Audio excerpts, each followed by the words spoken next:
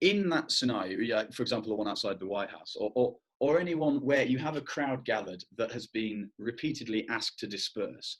For example, like in some of them, there were curfews instilled. You know, it's like you've got to be in your house by this time. It's then 4 hours after that time, and police have repeatedly said, disperse, disperse, please go back to your homes. If you don't go back to your homes, we are going to fire tear gas, we are going to fire rubber bullets, and they still don't disperse. Where do you go from there? There is the problem in the fact that you have told them something that you're going to do. You never do that because they will call your bluff. We had, we used to have incidents of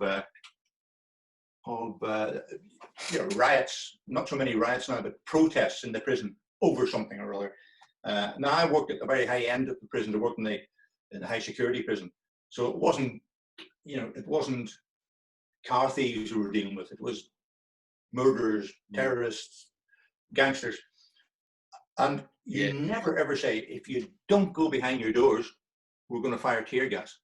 Because red rag to a bull, they'll just stand there, fire tear gas. You've given them a challenge. Okay. And then you can't then say, okay, put the tear gas away, lads. You're horsed in your own petard. And the way that I learned, and we learned, was you have to talk to them. Right. Come and talk to us. Tell us why you're not going home, man. And if need be, wait. What does it matter if you have to wait? Okay, your wage bill goes up. You have to stand there until it gets 2 o'clock in the morning and everybody decides, well, there's nothing happening here, we'll just go home. That's a successful outcome. But what you've done by setting a deadline and telling them what you're going to do if they don't, you've just shown a red rag to a bull. Issued a challenge, yeah. You've issued a challenge. They've taken the challenge up. You then have to go ahead and fire your tear gas. People get injured. Your officers get injured. And at the end of it, what have you got? You've got an angry crowd that are going to be out tomorrow night and the night after and the night after that. Wow. That's a really amazing insight. Thank you for sharing that. I've seen those videos where it's, peaceful protesters fired upon, but you're aware they've been told to get back. But that technique that you've just outlined there, I don't know if that has been employed in different places and you don't see the videos because they don't make it as interesting. Doesn't make it as interesting, yeah. The British police will do that a lot. It's like, you'll see them, the British police will just stand and watch a protest. Not tell them that they've got to be off the streets by 7 o'clock. Curfew is just a ridiculous thing to do because then you have to impose it.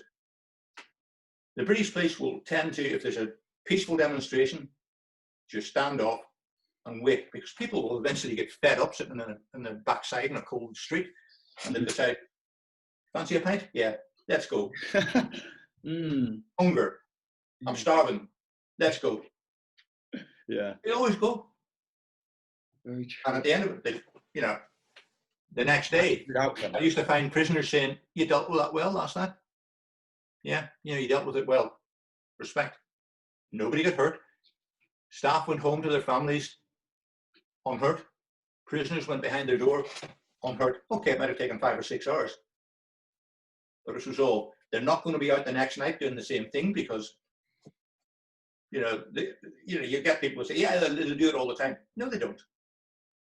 You say, right, what's your issue? Why are you doing this? Who's the spokesman? Who's going to talk to me?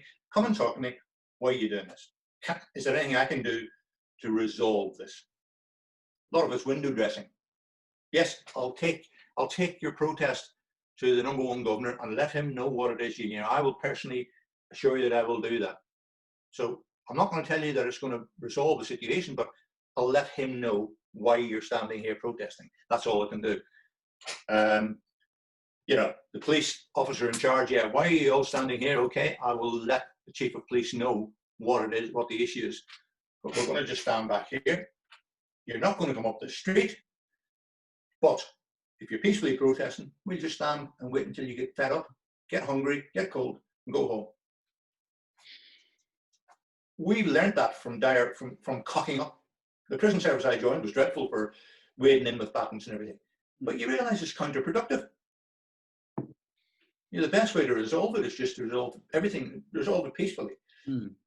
There's times when you haven't an option, but you know, it's at the end of the day, it works a lot in Britain. You don't see it so much because the cameras aren't going to be there. It doesn't make good videos. Watching the Met standing, you know, waiting for 1,000 people to get fed up and go home.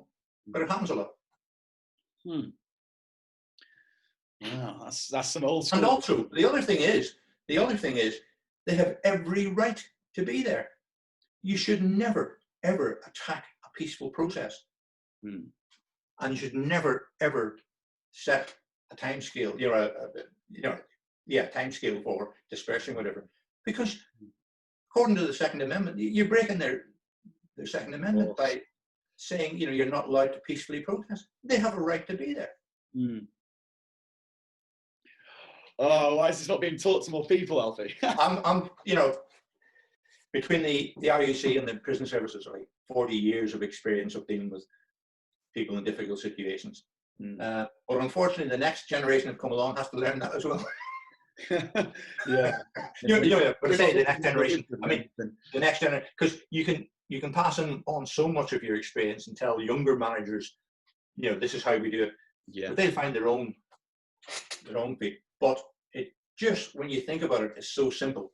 But I cannot understand. Well, because there's political control. So the two things that need to happen in America is better quality police officers and the removal of political control.